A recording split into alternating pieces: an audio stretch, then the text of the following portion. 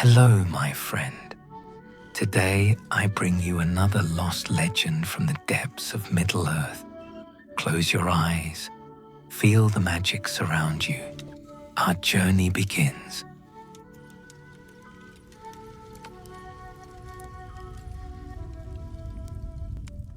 They speak no longer of the hollow behind Mount Lorne, though its shape still lingers in the older maps, drawn in faded ink at the edge where the hills forget their names.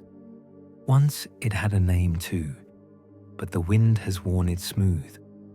Now it is only a hush in the mouth of those who remember too much and say too little. I saw it once, as a child. My uncle led me there, though he never said why.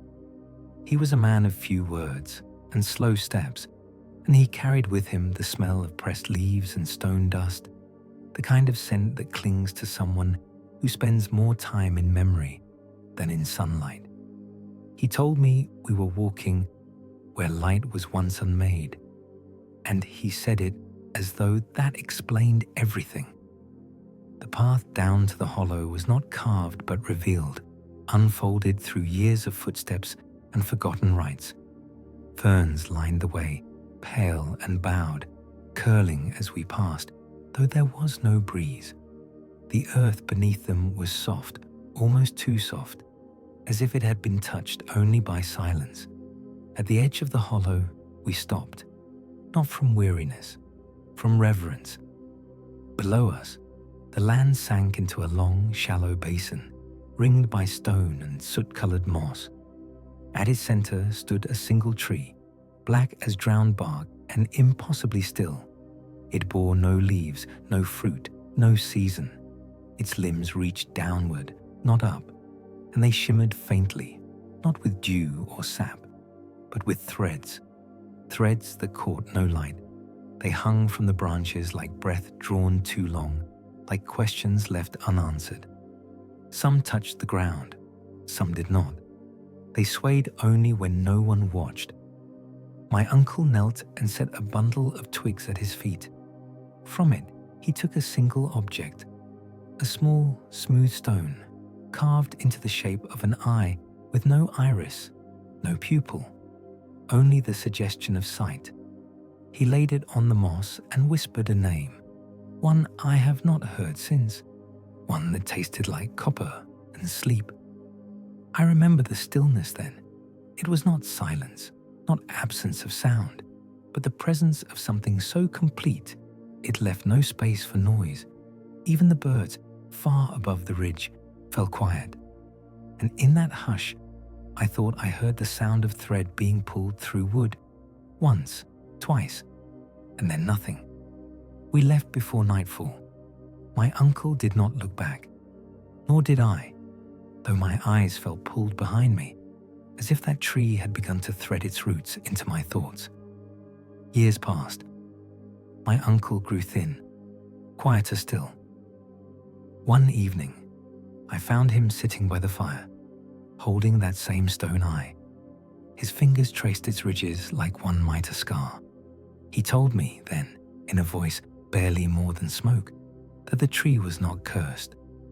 "It is sorrow," he said, "not sorrow as you know it, but the sorrow before knowing, the sorrow that was before all things." He died that winter, no illness, no struggle, just a breath taken in and never returned. I buried the stone with him, but the dreams began after. Not nightmares, not visions, just slow unravelings. In them, I walked down a spiral of thread, coiled like a well with no bottom. Each turn reveals a memory I do not own. A candle snuffed in a cave of mirrors. A window closed against a sunset that never finishes falling. A voice humming a lullaby to no one. I wake with my hands clenched, as if I've been holding something delicate and forgotten. Once, I dreamed of the tree itself. It stood not in a hollow, but in a great hall of salt, where the walls wept and the floor breathed. Around it sat 12 figures robed in black, each with a mouth sewn shut by strands of silver. They held their hands out, palms open, waiting. I do not know for what. The thread was in me when I woke, not seen, not touched, but felt, in the curve of my spine, in the slow tug behind my ribs, as though something gentle but firm had fastened itself to the part of me that dreams. I told no one, but I have not sung since. There is a bell in the chapel near the northern gate of my village. It has not rung in my lifetime, nor in my father's. Moss covers its rim, and the rope lies coiled in dust. The children think it is only a relic, but the elders glance toward it too often when the wind rises. One night, long ago, I dreamt that the bell rang, not loud, not bright, but like a whisper at the base of the skull.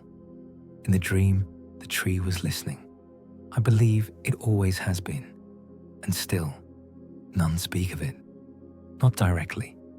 Some leave stones at the well during the first frost, carved with spirals or empty circles.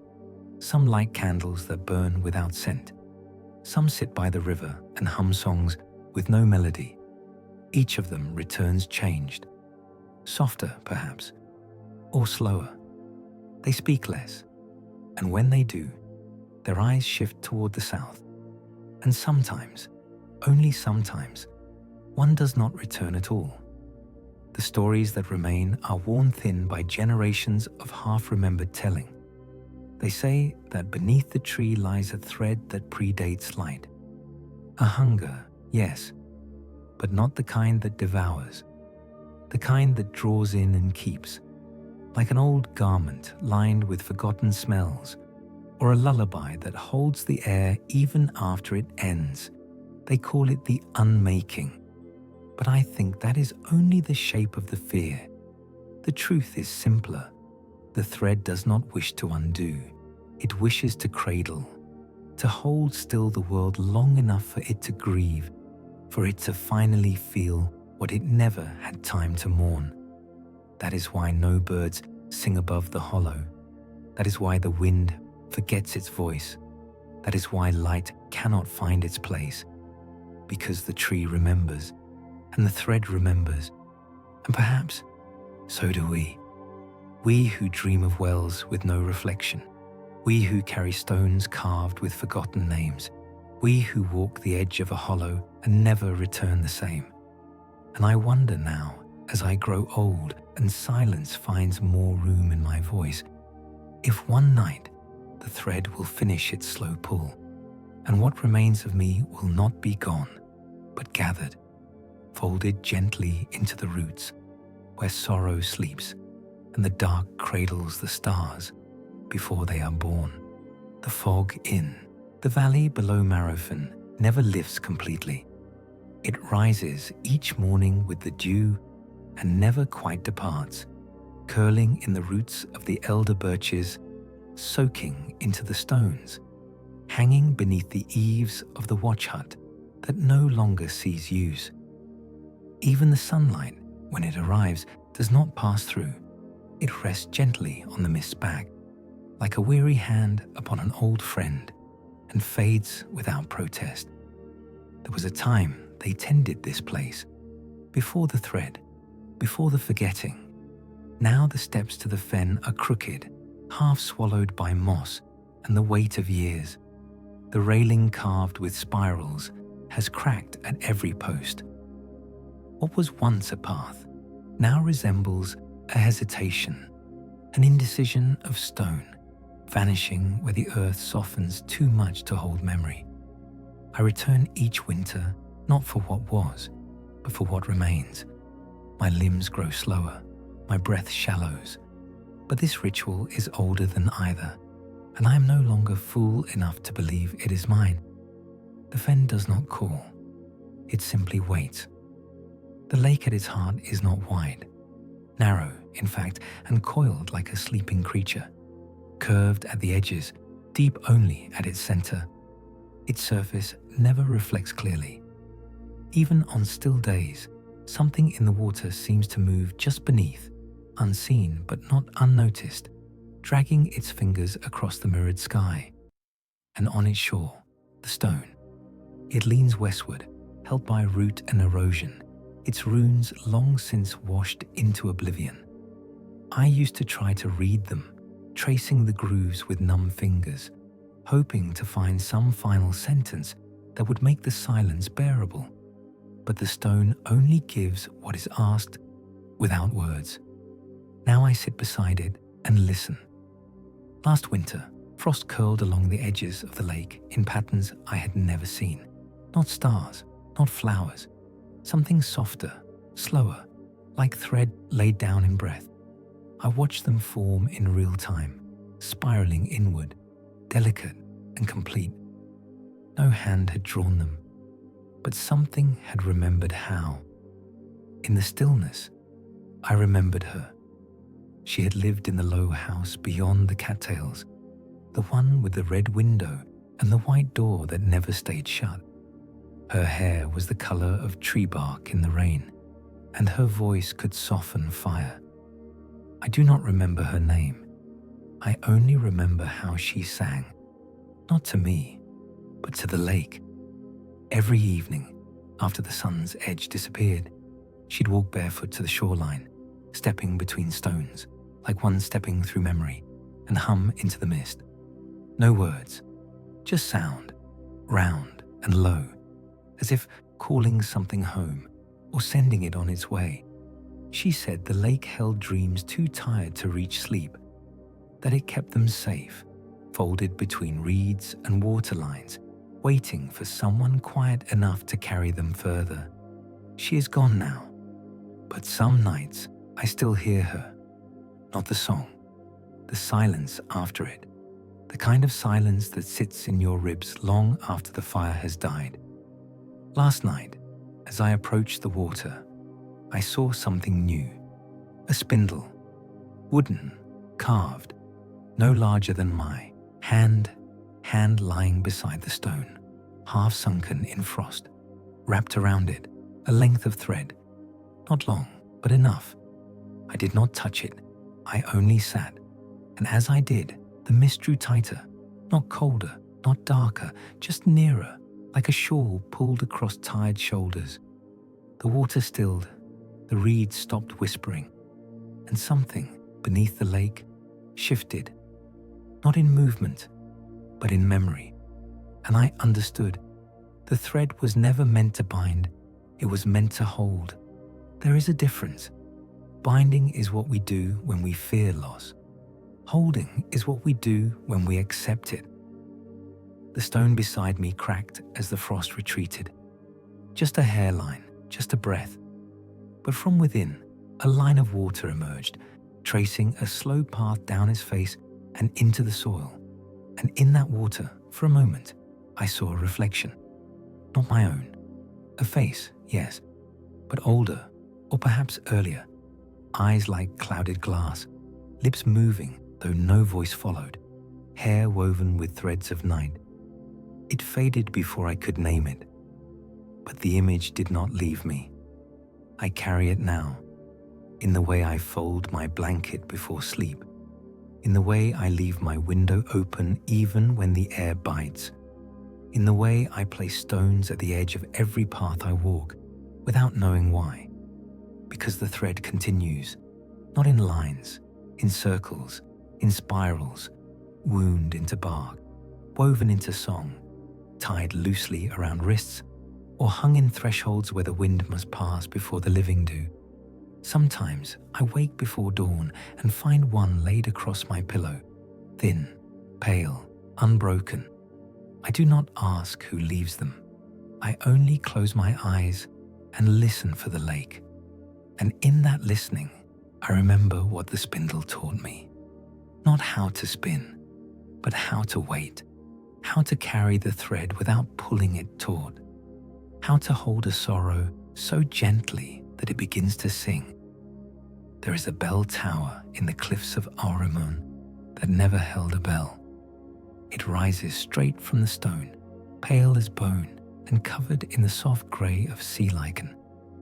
From a distance, it appears half-dreamed, its spire curling gently westward, as if listening to something only the horizon can remember.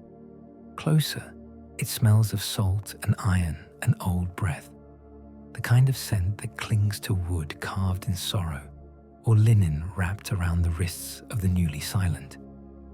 The steps leading to its base have not been walked in years, but they remain, worn smooth by time, not weather, as though the soles of forgotten feet still linger in the dust. Each step is narrow, and the ascent is slow. The sea below does not crash.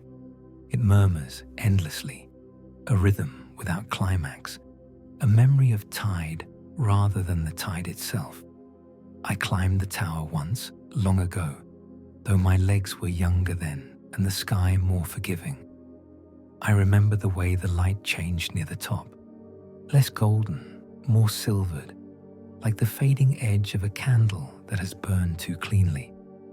There were no windows, only openings shaped like eyes that had not decided whether to close. And at the summit, only silence. No platform, no mechanism, only the space where a bell might have hung, had anyone wished to ring it. But they did not. It was not meant to summon. It was meant to listen. The walls were carved with lines, not writing, not images, but something in between. Concentric curves, spirals, and what appeared to be nests of thread folded into themselves. I remember touching one and feeling warmth, not heat, warmth, as if someone had stood there not long before me. I stayed until the light left entirely. The sea, far below, turned to ink. The sky closed its eyes. And still, I did not descend, not from fear, from reverence. For in that silence, something moved, not around me, not within me, through me. A hum, faint, low and smooth, like the breathing of a stone learning to sleep. It was not sound, not quite. It was memory, made audible. I remember now that I wept, quietly, without understanding, not from grief, not from joy, but from recognition of something that had waited too long to be known. I left before dawn, but the air clung to me, and when I returned to the village below, no one asked where I had gone. They only looked at my hands and then at the sky and turned away. A woman, old even then, gave me a ribbon of white cloth. "For the threshold," she said, and pressed it into my palm. Her fingers were warm and smelled of driftwood. I thanked her, though I did not know what she meant. I tied it to the post outside my window. It hangs there still, frayed now, grayer than white, but it moves with the wind when none is felt. And when it does, I know the tower is listening again. Some say the bell was cast, but never hung, that its sound was too heavy, too perfect, too sorrowful to release, that the one who forged it wept into the mold, and that the bell carries not a tone, but a mourning. Others say there never was a bell, that the tower itself is the vessel, that it hums not from within, but through us, when we are quiet enough to hear. I do not know what is true, but I do know this. Once, many years after my climb, I dreamt of the tower again. It stood not on a cliff, but in a desert of ash. The sky above it was not sky, but silk, black, vast, and stitched with faint lines that pulsed when I breathed. The tower had grown taller, or I had grown smaller. It rose beyond sight, its spirals deeper, its silence heavier.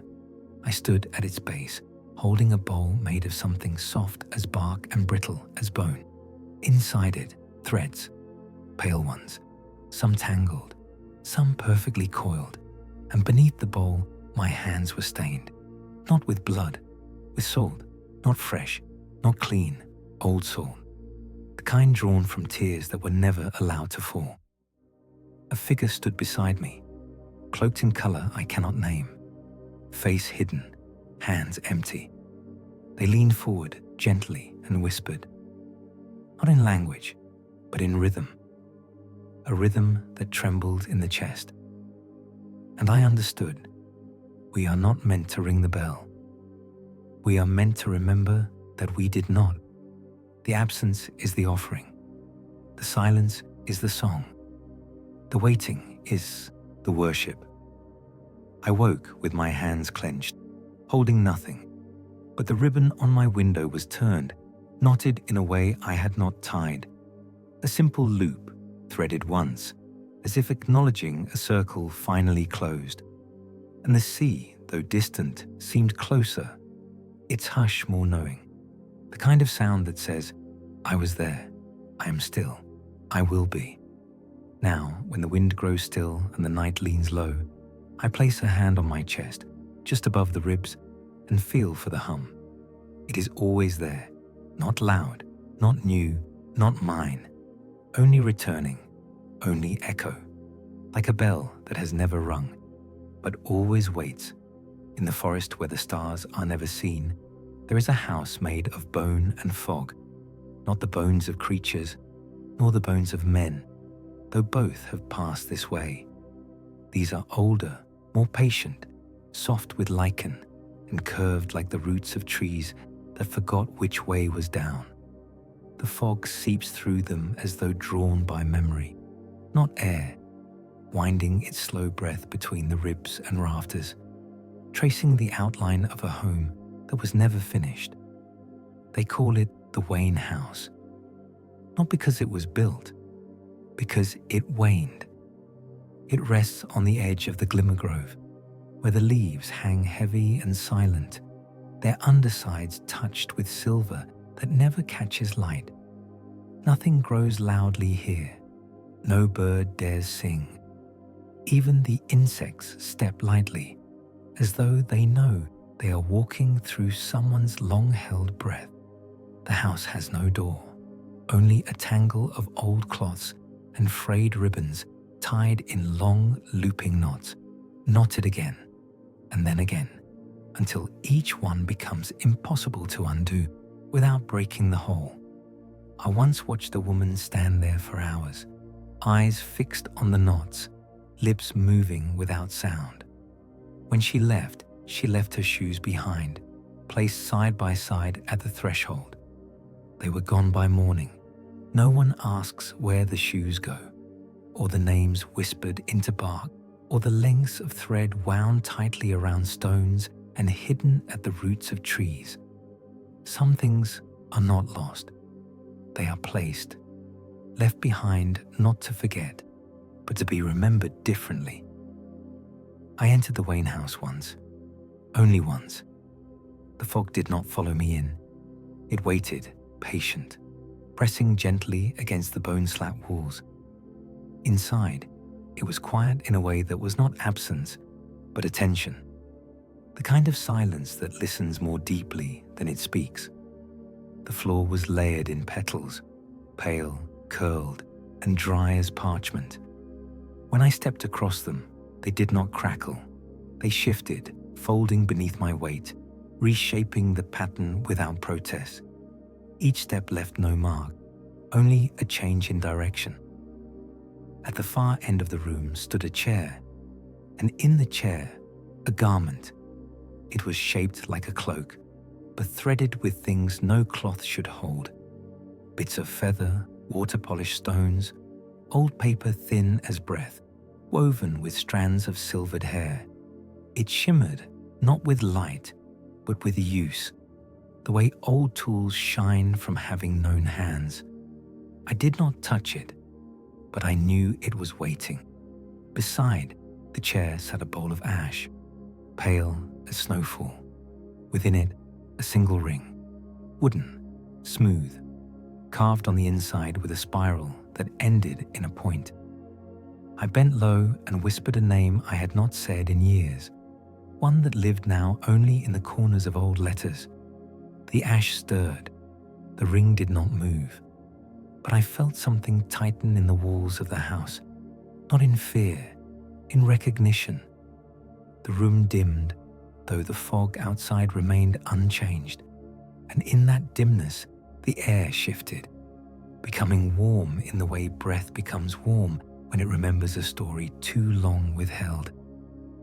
I sat beside the bowl and waited, for what I could not name. But the longer I waited, the clearer it became that I had not entered the house. I had returned to it. This place knew me, or something before me, something that wore the same shape, the same silence, something that once offered a garment made of stories too old for parchment. And now it was asking if I remembered. I closed my eyes, and beneath the petals, I heard the floor sigh, not crack, not groan, exhale, like it had been holding in the weight of my absence. Outside, the fog moved again, but not toward the door, upward, threading slowly into the bones of the house, settling between the beams and rafters, joining the quiet, not disturbing it. I could no longer see the cloth knots at the threshold, only a pale shape, softly pulsing with the rhythm of breath. I did not stay the night. I rose when the silence grew too deep to hold, when the house began to hum, not in sound, but in pressure, the kind you feel behind the eyes when memory becomes too heavy to carry. I bowed to the chair. I placed a stone at the foot of the bowl, and I stepped backward into the mist. The house did not close behind me. It does not close. It waits, always. And those who pass by speak of hearing something low, a hush beneath the hush, a whisper of warmth held between ribs. Some say the Wayne house was once alive. Others say it still is. I believe neither. I believe it remembers. And sometimes, on windless nights when the fog thickens along the tree line and the stars forget to shine, I feel something brushing the window pane of my home. Not wind, not branch, a thread, thin, unbroken, tied to the quiet part of my name that no one has spoken aloud in many, many winters.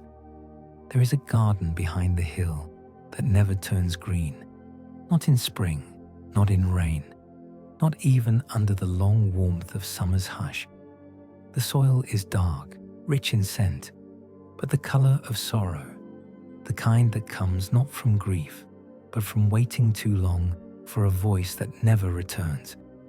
The air is still there, sweet and low, and the ground breathes in soft pulses, as if beneath the roots something continues to sleep without forgetting. They call it the unblooming. It lies behind the ruins of the old convent, where the stone archways are bowed with ivy and the windows remain clear, though the glass is long gone. Vines grow over the chapel, clinging in silence, not to destroy, but to hold.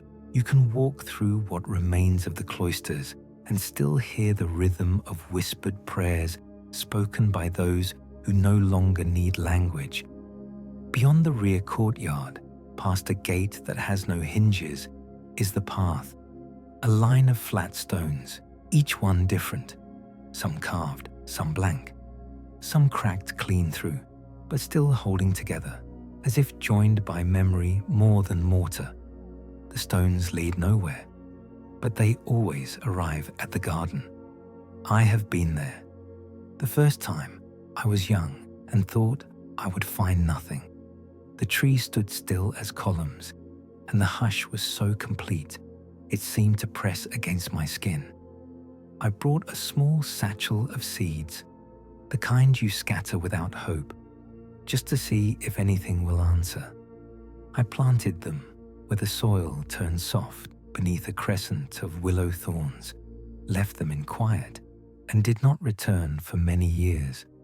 But I never stopped dreaming of that garden. Each dream begins the same. The air smells of burnt honey and ash. My hands are damp. The trees are taller than they should be, and the wind moves like fabric being folded. I always arrive at the garden when dusk has already settled. The sky above is woolen grey, and though I never see the sunset, the shadows speak of it. In the dreams, The seeds are still there, never sprouted, but never gone. I dig through the soil, and there they are, unchanged, sleeping in perfect stillness. It is not decay, it is keeping. Things are not dead here, they are waiting. And in that waiting, there is something deeply holy. I visited again this past winter, alone, older now, slower in breath and step. Snow lay like a forgotten cloth across the stone path. Each footstep sank softly, with no echo. The garden was not covered. The snow parted around it, leaving the beds untouched. There were no footprints, no sign of animal or human. But someone had tended the edges. The vines had been combed gently to the side. A small bowl of water sat beside the eastern stone, frozen but clear. I stood where the seeds had been placed. The soil was damp, fragrant. My fingers brushed across it without digging, and the air around me warmed, not in temperature, but in tone. A presence, not watching, not moving, simply with me. I whispered nothing, and something answered, not with sound, but with stillness. So deep it felt like it pressed into the marrow of the world. I placed my hand on the ground and closed my eyes. Behind my lids bloomed a vision, not of flowers, but of thread. Hundreds of lines weaving slowly through root and soil, delicate and silver, not tangled, not lost. They glowed not with light, but with memory. I followed one. It led me downward through layers of earth that held the scent of time, past ancient stones, past shards of glass too smooth to cut, past the corner of a long-buried altar where candle wax had dried into a spiral. At the end of the thread, there was a seed, split open, but not empty. Inside it, something curled, a shape, not quite formed, a voice, not yet spoken, a grief that had waited so long it had become a kind of love. When I opened my eyes, I was still kneeling. The snow had begun to fall, but the flakes dissolved before they reached the soil. The bowl beside the stone was no longer frozen. A soft steam rose from it like breath. I stood slowly, my knees stiff, my heart quiet. I reached into my coat and pulled out the only thing I had brought, a small square of cloth, stitched with a single spiral in faded thread. It was the last thing my mother made before her voice fell away. I laid it in the soil, beside where the seed had been planted. The earth shifted just slightly, and the thread around my ribs loosened. I did not need to stay. The garden would remember, and so would I, in small ways, in quiet acts, in the way I light candles without striking a match, in the way I press my thumb into the middle of bread before baking, in the way I hum songs whose words have vanished. The seeds have never sprouted, but they are not lost. Somewhere beneath the frost, beneath the years, beneath the name that was never written, they are becoming, and one day, without sound, without witness, they will rise, not into bloom, but into memory, and the garden, still grey, still unwaking, will sing, not for us, but through us. There is a stair carved into the side of the mountain that leads neither up nor down. It turns slowly, as if remembering how to spiral, each step worn not by passage, but by waiting. No rail, no marker. The stone beneath is dark with moss, the kind that grows in places where nothing is asked to arrive.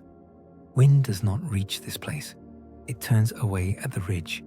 The air is still, thick, almost sweet, as though it has been breathed before. The stair has no beginning, no end, only the curve. They call it the coil. It lies beneath a canopy of trees that do not shed their leaves. Their branches bend downward in great arches, brushing the ground as if bowing to something buried. At their roots, bits of ribbon lie folded in loops, some silk, some wool, some woven from old hair, each one tied to a silence, each one left by a hand that needed to say something that could no longer be spoken aloud. When I was younger, I tried to trace the stair to its source. I descended for hours or minutes. Time beneath the coil folds like cloth, creased in strange places, worn where hands once touched too long. I passed the same bend 3 times, and each time a different scent lingered in the air. Once wood smoke, once iron, once rain that had not yet fallen. I never reached the bottom, nor the top. I left before dusk when the moss began to pulse faintly, not with light, but with memory. That night, I dreamt of thread woven through stone, thin and silver, impossibly long, wrapped through the stairs like veins, like breath. Someone was humming, a low, circular sound, without beginning, without end, and beneath the humming, a name echoed. Not mine, but known. The next morning, my boots were damp with earth, and I could not find where I had left them. The coil does not forget, even when we try to. Years later, I returned, not to climb, but to listen. I sat at the edge, where the moss grows in perfect circles, and watched the fog drift along the spiral. It never settles. It moves in measured loops, as though following something unseen. The stones are not cold. They hold warmth from something deeper, something that does not burn. I placed my hand on one step, and the lichen curled inward, slowly, carefully, as if recognizing the weight of touch. I closed my eyes, and in the stillness, I felt the coil breathe, not beneath me, through me, as if my spine had become the stair, each vertebra a step, each breath a turning. And I understood then, the coil is not meant to be climbed.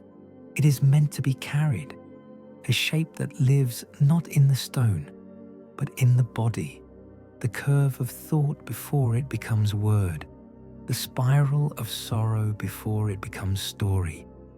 They say the coil was built by no one, that it appeared after the last of the bells were buried and the final name was unspoken, that it rose from the earth not to connect, but to contain, to hold still what could no longer bear to move forward. I have found traces of offerings there, a lock of hair wrapped in birch bark, a tooth tied with red thread, a spoon made of glass, broken clean through the bowl, each left beside a step, each untouched by time. No insects, no decay, only presence. One evening, I saw someone descending, a figure robed in color the sky does not remember. Slow and steady, their steps matched the rhythm of my breath. I waited, watched, but they never reached me. They vanished behind the curve, and though I rose and followed, I never saw them again. Only a ribbon, black silk, frayed at both ends, tied once, then let go. I untied nothing. I laid it across the stone and whispered a lullaby. I did not know I remembered. The moss pulsed again, and the air thickened, not in fear, but in familiarity, like the warmth of a long-closed book, or the ache of a room you dreamed of before it was built. I returned home through the trees, walking slowly, the rhythm of the coil still moving in my ribs. That night, I placed a bowl of water beside my bed, a simple vessel, empty, waiting. By morning, a single thread floated in its center, fine as breath, silvered like the line between forgetting and forgiveness. I did not lift it out. Some threads are not meant to be touched, only watched, only known. And still, the stair waits, not for footsteps, for remembrance, for the turning of those who carry a silence so deep it cannot be spoken, only walked, one spiral at a time. There is a window in the meadow of Viricel that faces nothing, set into a single standing wall. long since stripped of its roof and story. The frame leans gently eastward, resting against vines that have learned to hold it like a child holds the shape of a lullaby. The wood is graying, soft, and scalloped along the edges by time and rain, but the glass remains, unbroken, unclouded, and always cold, even in summer. They say if you look through it, the world shifts, not suddenly, not with surprise, like mist folding over water, like breath rising from stone that never learned to cool. I came upon the window when the fog was too thick to see my own shadow. The meadow opened slowly, each step parting silence like fabric drawn along an altar. The grasses here do not rustle, they lean, not from wind, but memory, as though bowed beneath the weight of things once named and since forgotten. The frame stood alone in the clearing, pale and patient, surrounded by moss in the shape of a circle. No birds flew above it, no insects sang. The light, when it reached that place, did not sharpen. It softened, as though humbled. I approached without meaning to. My body led me, not my thought, and when I stood before it, I did not look through. I looked into. There was no view beyond, no meadow, no sky, only depth. The glass reflected not myself, but the pause I carried in my chest, the one I had been born with, though I never named it. I reached out. My fingers did not touch the pane. They hovered, and in that hush, something blinked. Not light, not presence, just the shift of air around the ribs when the heart prepares to listen. A figure appeared behind the glass, faint, more shadow than form, head bowed, hands clasped, not waiting, not watching, remembering. The figure moved slowly, tracing their palm along the inside of the pane. A spiral formed in the condensation, not drawn, revealed, and I wept, without understanding, without reason, because in that spiral was a name I had once forgotten to grieve, and grief, when remembered properly, is warm. I sat in the grass before the window. The moss embraced my knees.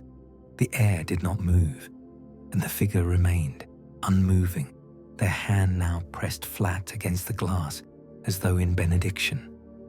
I think they were humming, though I heard nothing, only the sound the heart makes when it finds the shape it had once curled around.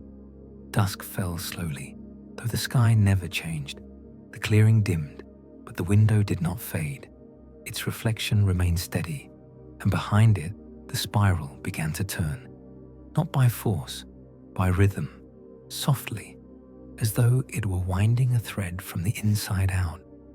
I closed my eyes and felt it draw through me, fine and silver, sliding through the unseen places between breath and blood, pulling gently at every sorrow I had wrapped too tightly. And for the first time, they loosened, not to leave, to be held. I woke long after the night had passed, my back damp with dew, my hands curled over a stone I did not remember holding. The window was empty again, the spiral gone, but in the glass my reflection no longer flickered. It was steady, still bowed, still silent, but known. I rose slowly, knees aching, mouth dry. Before I left, I placed the stone beside the frame, where others had been left. Smooth stones, pale, ones, each carved faintly with a single curve, none identical, all spirals, some closed, some open, some unfinished. I think that's what this place holds. Not answers, not endings, just shapes too soft for language, forms that echo, and memory, not in words, but in how we turn our heads towards silence. Now, I keep a window open in my room, always, even in snow, even in wind. And some nights, when the air stills, I catch a shape in the glass, not mine, not foreign, just a spiral, drawn in breath, waiting or remembering. There is a shore beneath the ash cliffs of Loreth that the sea never reaches. Each tide approaches, murmuring like an old friend, unsure of their welcome, only to pause a breath's length from the sand, folding back into itself without sorrow or sound. The beach remains untouched, silver grey, streaked with faint lines like threads unraveled and pressed flat. No footprints stay, no shells gather. Nothing arrives, and nothing leaves. The villagers call it the listening shore, though they no longer walk there. The path down is simple, marked only by leaning stones, soft with moss and washed so often by mist that their edges no longer pretend to be sharp. It descends gently, tracing the curve of the land like a lullaby spoken over and over until it forgets where it began. At the base, just before the sand begins, there is a chair, carved from driftwood, shaped by more weather than hand. It faces the place where water ought to touch land, but never does. There is no rot in the chair, no mold. It persists the way memory does, by being retold, not reformed. I have sat there, not often, not always willingly.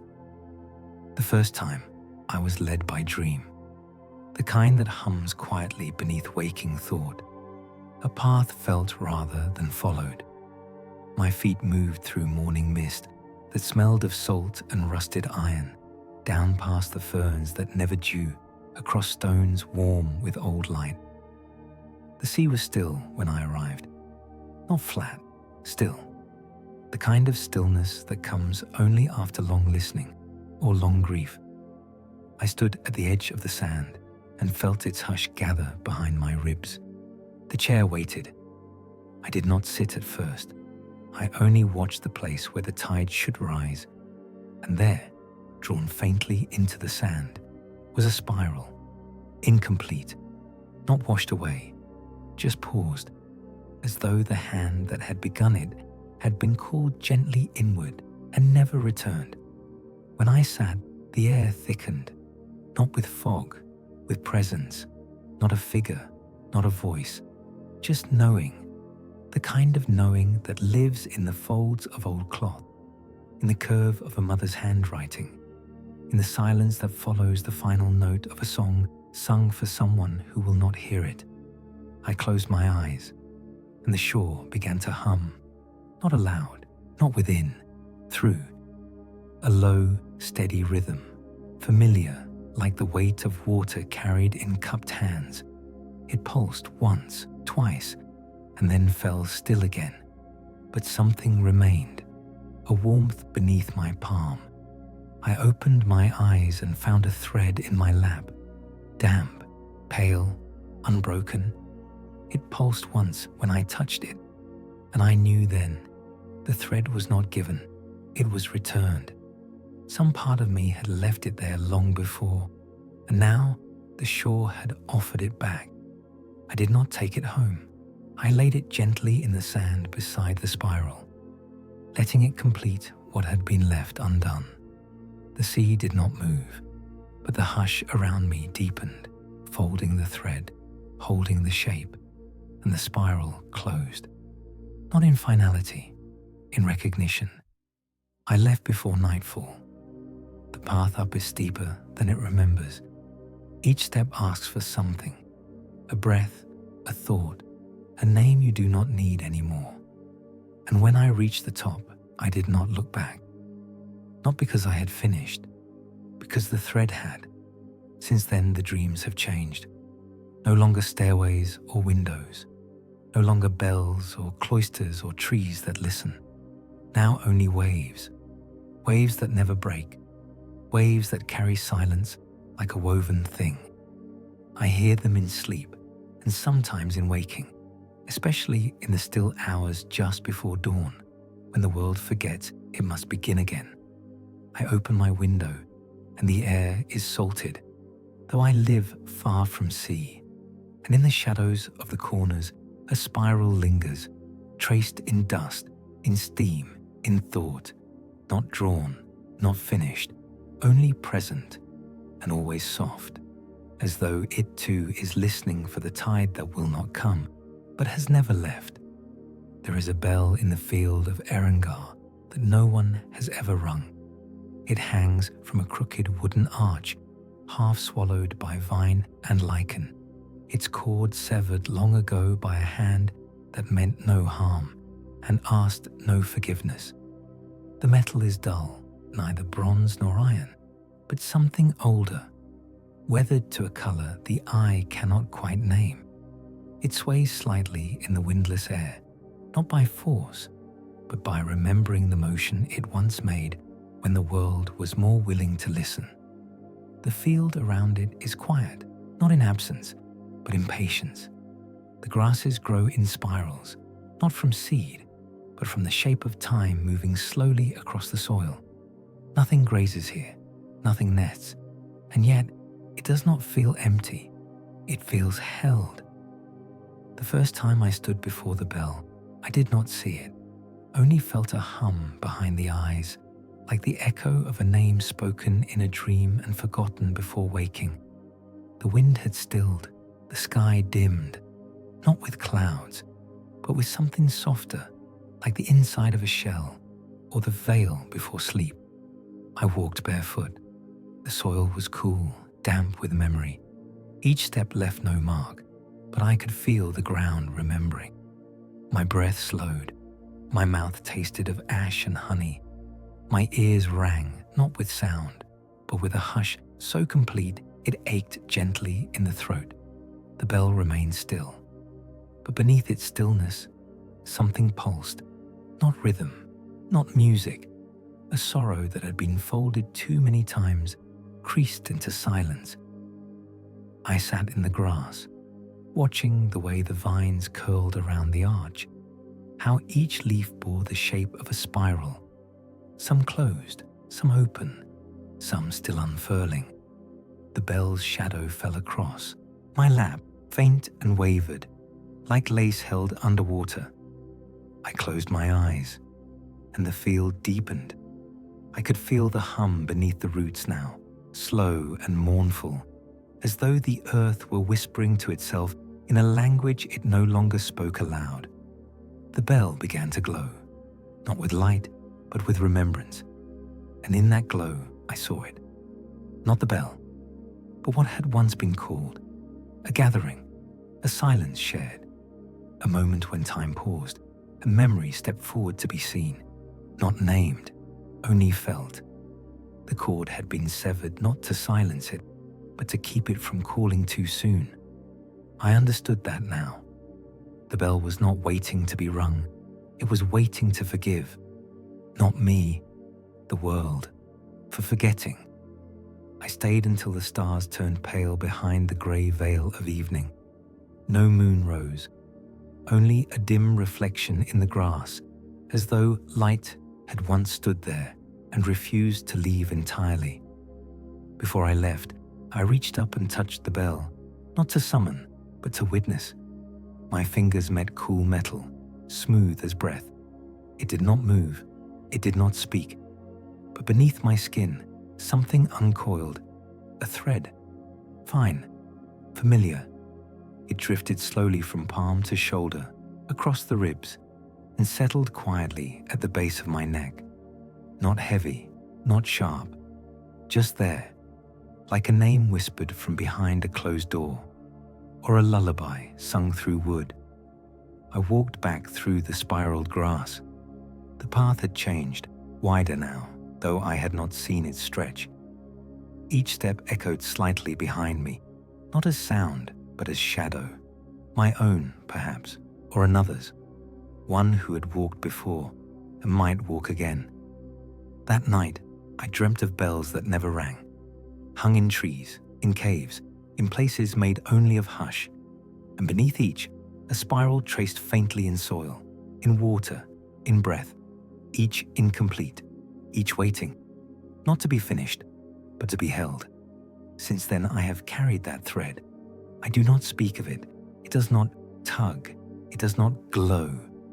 But when I pass through places forgotten by maps, when I light candles for no reason, When I pause beside stones that bear no names, I feel it tremble, just slightly, as though nodding or weeping. I have not returned to the bell, but I know it remembers me, not as visitor, as echo. And somewhere in that field, the spiral still grows, one silent curve at a time. There is a pool in the wood of Darathan that reflects nothing. Set in a hollow untouched by trail or tether, it lies cradled beneath branches that have grown not outward, but inward, as though sheltering a breath held too long. The leaves do not fall here. They linger, wilted and dark with time, curling softly at the edges like parchment once dipped in sorrow. The light that reaches this place is tired. It filters through the boughs like memory, through old cloth, faded, reluctant, unable to decide whether to stay or dissolve. The water is not dark. Darkness would imply depth, and this pool has none, nor is it clear. Clarity would suggest intention. Instead, the surface remains as it always has, still, soft, unyielding, like the lid of an unopened eye. No wind disturbs the hollow, no bird sings. The moss grows in rings around the basin, not concentric, but staggered, shaped by forgotten footsteps or by the gentle rotation of a grief so old it no longer names itself. The first time I found it, I had not meant to. My feet had wandered between the roots of trees whose names I could not speak. Their bark bore sigils not carved, but grown, swirls, spirals, and loops that echoed in my chest before I noticed them with my eyes. The ground was spongy, as if it remembered rain that never truly left, and all around me the air smelled of fern, loam, and something more distant, a scent I had not known since childhood, or perhaps since before. The sound of my steps faded as I approached the hollow, not into silence, into listening, the kind of listening that makes your breath feel too loud in your own body. Then the trees parted, not fully, just enough, as if they had shifted not for me, but for something in me that still knew the path. And there it was, the pool.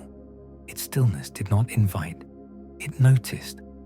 I stood at its edge and found I could not kneel, nor sit, nor touch it. To do so would have been a trespass, not a violation, but a disruption of something sacred, something curled tightly around the heart of silence. I had never seen a place so untouched by time, and yet so burdened with it. The air hummed, not musically, not even audibly, but like a tremor beneath language. I closed my eyes, and what rose within me was not fear, nor wonder, nor even sorrow. It was recognition, the kind that coils around the spine when you see a face in a dream you've never met, and yet know you once loved.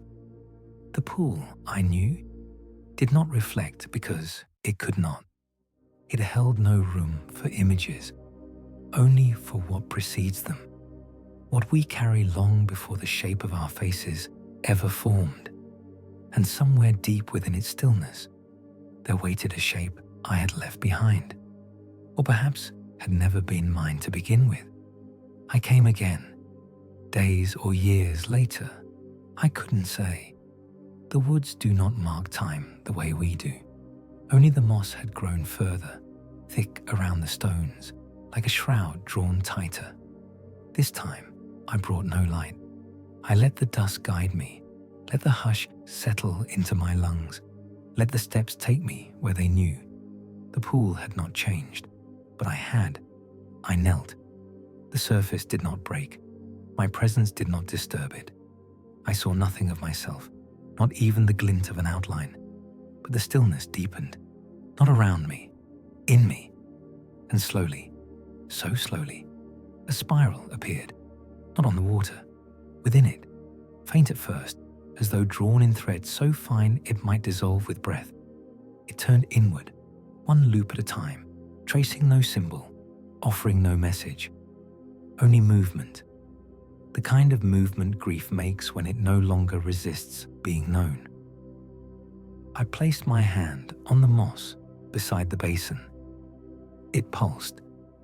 Once, like a heartbeat buried too deep beneath earth and time to reach the surface. And then the air shifted.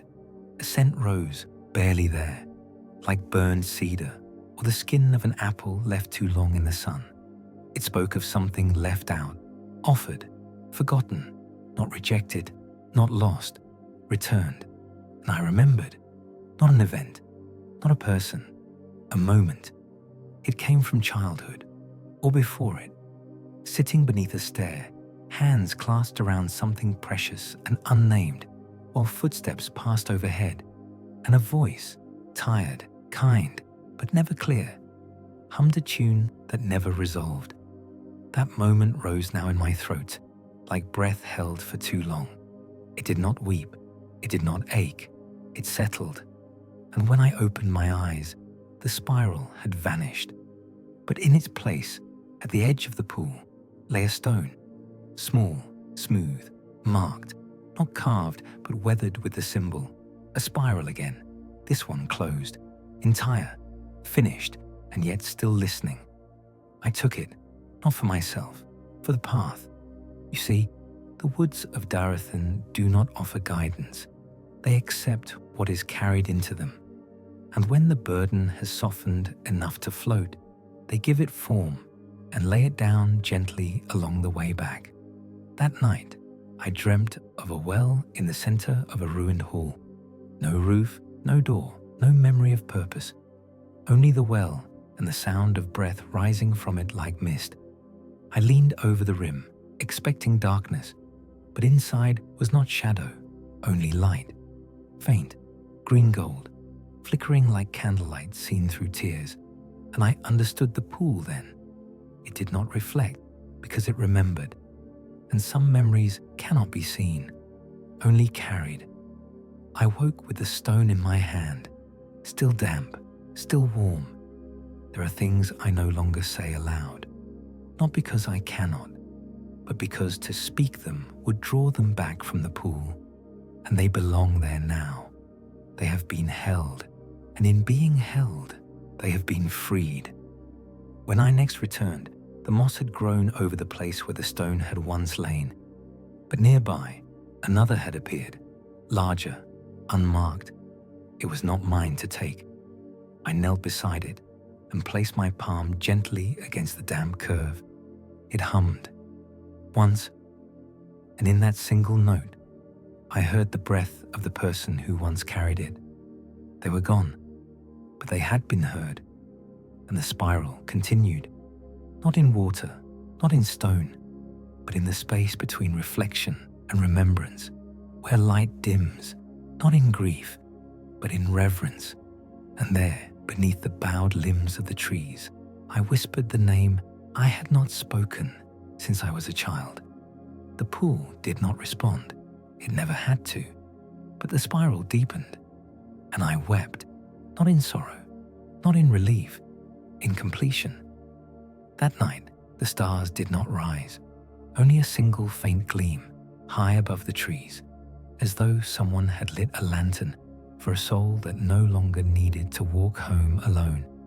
Here is chapter 11 of your 12-chapter mythic sleep horror story, written with the required 2,000+ words in the slow, poetic, memory-soaked tone you specified.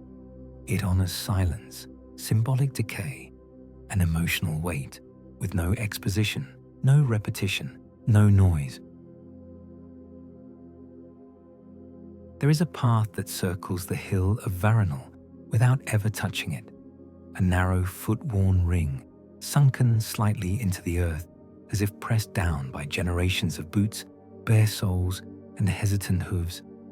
No one climbs the hill, not because they are forbidden, but because something in the wind at its base makes the body pause, not sharply, gently, as if the land itself leans close and says, "Not yet."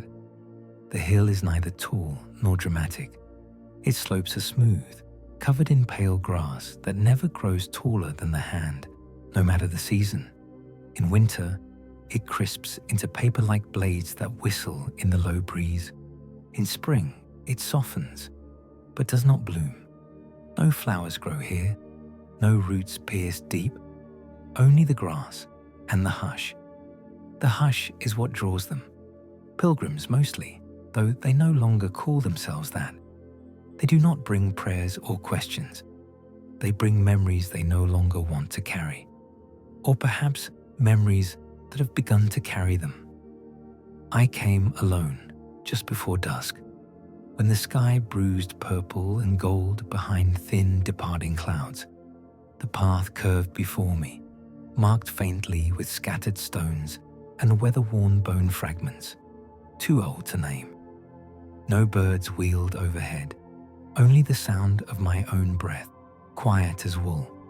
Each step was light, not because the path was easy, but because the weight I brought with me had begun to rise, as if the silence were lifting it, inch by inch, out of my spine. Around the hill I walked once, then twice. By the third pass, I realized I had forgotten what had brought me here, not in panic, not in loss, in permission. The past I carried had softened at the edges, like ink left out in rain, its lines blurred, its shape still present, but no longer sharp enough to cut. A man sat at the base of the hill, further down the path. I had not seen him arrive. He wore a cloak the color of old bark and held a staff across his knees. His face was neither young nor old, only tired. He did not speak, but as I neared, he lifted his eyes to mine and held them there, not searching, not questioning, offering. Without a word, he stood and gestured, not to the hill, but to a stone set beside the path, a flat one, darkened with age. Upon it rested a bowl, shallow, empty. He placed his palm over it and withdrew. The meaning was clear. Leave nothing, but let go. I knelt, and I placed a single thread from the hem of my cloak into the bowl. It curled softly at the bottom, pale against the stone. Not a gesture of drama, a whisper, a symbol, a thing I would no longer carry forward. The man bowed and vanished, not into shadow, into forgetting. And I understood then, he had not been real in the way we mean it. He had been necessary. Around the hill, I walked again, and this time, the grass turned to frost beneath my steps, though the air remained warm. Each blade shimmered faintly, silvering in the dim light, and the sky, no longer dusk, not quite, night held its breath. At the hill's peak stood a stone. I had not seen it before. No one ever does until the 9th or 10th pass. It was shaped like a heart, but not the one we draw in letters or carve into bark. A true one, uneven, veined, ancient, split at the crown, streaked with moss, covered in a dusting of lichen that moved slowly, almost imperceptibly, in the direction of the windless east.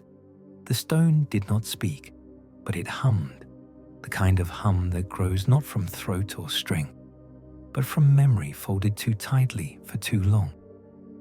I stepped off the path. The moment my foot touched the slope, the hush deepened. The hill did not resist, but neither did it welcome. It simply watched. My hands began to tremble, not from fear, from recognition. The closer I moved toward the stone, the more the ground changed. The grass grew thinner, the soil more fine, like ash that had once been something more sacred. There were no insects, no marks of claw or hoof or feather, only footprints, mine, from before. I could not say when I had walked here last, only that I had, in a life not lived or in a dream too deep to leave. When I reached the stone, I knelt, not out of reverence, but necessity. My knees buckled beneath the weight of what returned to me, a voice I hadn't heard since childhood, not one that spoke aloud, one that held silence the way a hand holds water. I closed my eyes and saw a room, dust in the slant of evening light, a bowl, empty, a pair of hands, not mine, setting something inside it, something light, and then dark, not frightening, only final. When I opened my eyes again, the hill was empty. The stone had not moved, but the path behind me had. The grass now grew in two lines, as though parted by wind or song or passage, and I knew, without being told, that the hill would not allow me to climb it again. Not in this life, not unless I brought something new, a grief not yet spoken, a sorrow not yet carried, a name not yet forgotten. I walked down the slope, slower than I had come. My steps marked nothing, but inside me, the path had been made, and the hush, no longer around me, had entered my lungs. I would carry it now, like a thread through all the places where silence waits. I passed the stone with the bowl once more. It was empty again, but beside it lay a feather, pale, curved, hollow, one that could never have fallen from the sky. And I picked it up, placed it in my pocket, and did not weep. That night, I slept beside the path, not at its edge, not far, only close enough to remember. And I dreamt, not of the hill, but of the circle it drew around itself, the way a wound does when it has chosen not to close, but to remain as memory. And the hush followed me home, not as silence, but as song, one with no words, only breath, only warmth, only letting go. There is a bell that rings beneath the sea, not in sound, not in air. It rings in sleep, in the pulse between silence and breath. It rings in places where stone remembers fire and where names collapse under the weight of their own echo. No one dives to find it. No one returns with its shape. But those who have carried sorrow deep enough to press the ribs, they have heard it. They call it nothing. They write no word for it. Only glance toward the tide when the wind stills and the sky bruises and their hands fall suddenly quiet. In the final month before I left the inland, I heard it. I was standing beside the black reed marsh at the edge of Arda, a place once said to be sacred to storms. Now the water there no longer moves. The reeds have grown hollow with memory. If you press your ear to their stalks, they sing, not with voice, but with forgetting. That day, I bent beside them and felt the hush I had worn since the hill of Valinor begin to shift, not loosen, not fade, shift, downward, deeper, rooted. And from within the marrow of that hush, I heard it, a bell, distant, software not made for hearing, made for remembering. And I knew, as surely as I knew the spiral in my palm or the warmth in the feather, that it was time. There are places where endings are not spoken, where the ground does not crack and the sky does not dim. Instead, the world holds its breath and waits for the last word to pass through rather than from. I followed the hush to the edge of the mere of Stillwing, where waters gather without cause and reflect only what once was. The surface is not smooth, it is listening. There are stones that rise from its shallows, pillars of salt-veined granite, worn into finger-like arcs as if the earth had once reached upward to grasp something that was already gone. I stepped barefoot into the water. It was not cold, it was not anything, but the moment I crossed the edge, I forgot my own name, not in fear, in relief. I walked forward, each step stirring nothing. My reflection did not follow, the air did not ripple, but around me, the pillars began to shimmer, not with light, but with memory. Old golden threads of moments too faded for time. A bowl passed hand to hand, a door left open through winter, a single candle left burning at the base of an empty stair. Each memory not mine, yet carried within me. Each one waiting for the bell. And then I found her. She sat in the center of the mere, though there was no center. She sat on a stone that had not been there until it needed to be. She wore no crown, no face, only the hush. She was made of spirals, moss, and forgotten breath. And in her lap, a book, closed, no title, no clasp, only stillness. I knelt in the water before her. My knees did not sink. The hush held me aloft, as it holds all final things. I did not ask her to speak. I did not expect a sign. Instead, she opened the book, not with her hands, with memory. And what spilled out was not ink, nor word, nor image. It was what had always been carried beneath the story. The bell, the stone, the thread, the feather, the pool that did not reflect, the hill that turned away, the hush that pressed against the throat, not to silence, but to bless. Each of them poured from the open book, not onto the water, but into me, and I remembered everything, not as one remembers a tale, as one remembers a wound. This was never a story.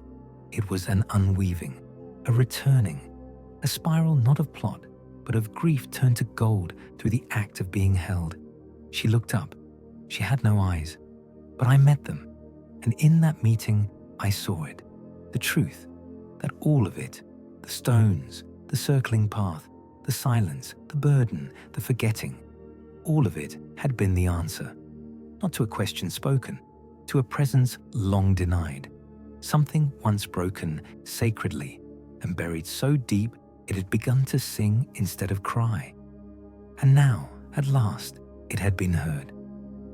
I reached for the book, not to hold it, to close it, gently, with reverence, as one closes the eyes of the dead, not with despair, but with understanding. And as it shut, the sound of the bell ceased. Not into silence, into arrival. The pillars around me began to dim, not fade, return. The water rose slightly, enough to kiss my ankles, and I stood, no longer as the one who had entered the spiral, but as the one who knew it had never ended. She vanished, not disappeared, released. And around me, the hush broke, not into noise, but into wind, a breath, ancient and warm, passing through the reeds and trees and earth, a sigh too large for one mouth. And I walked back, barefoot, through the stillness, not toward a home, but toward a world that no longer needed to ask, because it remembered, even as it forgot, even as it turned once more to begin the spiral again. I carry no relics now, only the hush, only the spiral, drawn soft in the palm of my hand by salt and sleep, only the knowing that somewhere, beneath the roots of hills and the skin of still water, there lies a bell that rings without sound. And when it rings, something wakes, not to move, but to be held, forever, or until the next story begins, and the hush returns, to carry it once more, home. It is said there is a field where time no longer sows, not because it has ended, but because it has fulfilled. The grass grows sideways there, bending not with wind, but memory.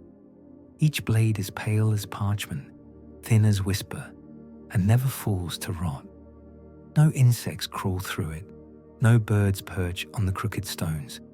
There is no sound, but there is feeling.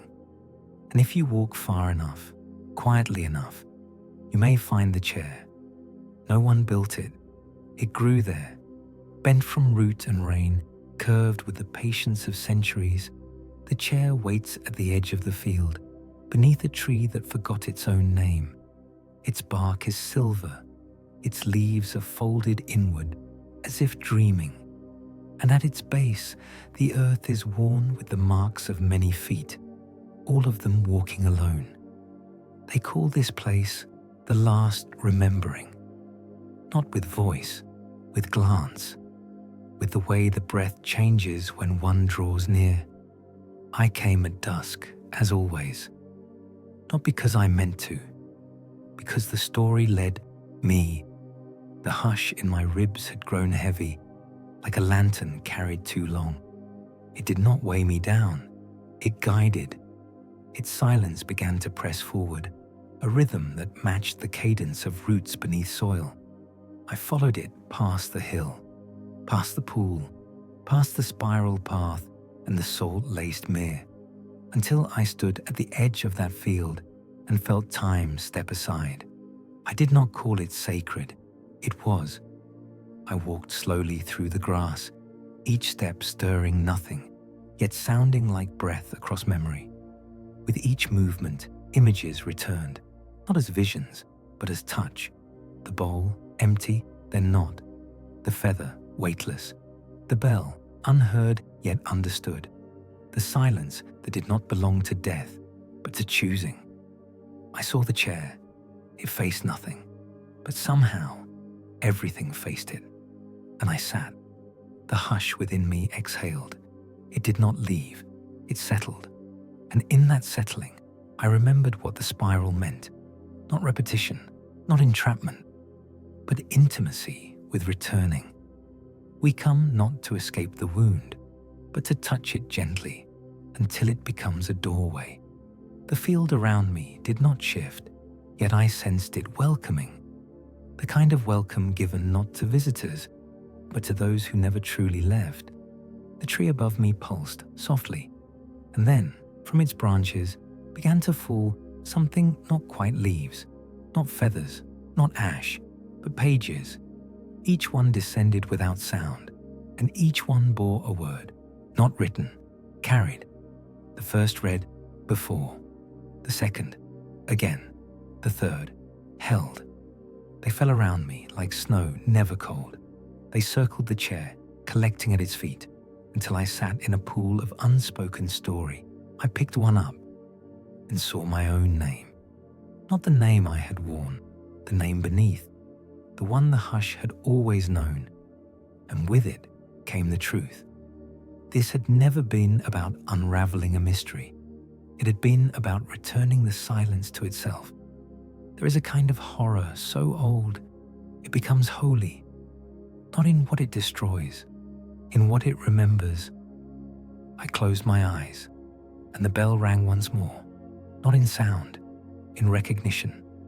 The bell was not beneath the sea. The bell was not on the hill. The bell was not stone, nor metal, nor song. The bell was me. It had always been ringing. I had only just become still enough to hear it. The pages continued to fall, and among them, stories.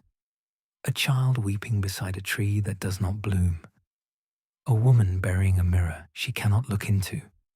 A village that forgets the name of its well, but leaves flowers there each winter. A door that never closes, even after the house is gone. A name scratched into the inside of a bowl. A silence passed from mouth to mouth, like fire carried in cloth. Each one folded itself into the field. Each one became a seed. Each one waited. Because the world is not healed by loudness. It is healed when someone sits long enough in the chair beneath the tree and does not ask why. The hush within me hummed. Not like before. This time, it was joined. Others had come before. Others would come again. Each one carrying a different wound. Each one placing it gently into the soil of story and letting it rest. For the first time, I did not fear forgetting, because forgetting was not failure. It was part of letting the spiral close, not with a bang, not with an answer, with a hand open to the sky. And in the distance, I heard footsteps, not toward me, beside me. Another was coming, and when they reached the chair, I would rise, and they would sit, and the hush would pass on, not as burden, but as blessing.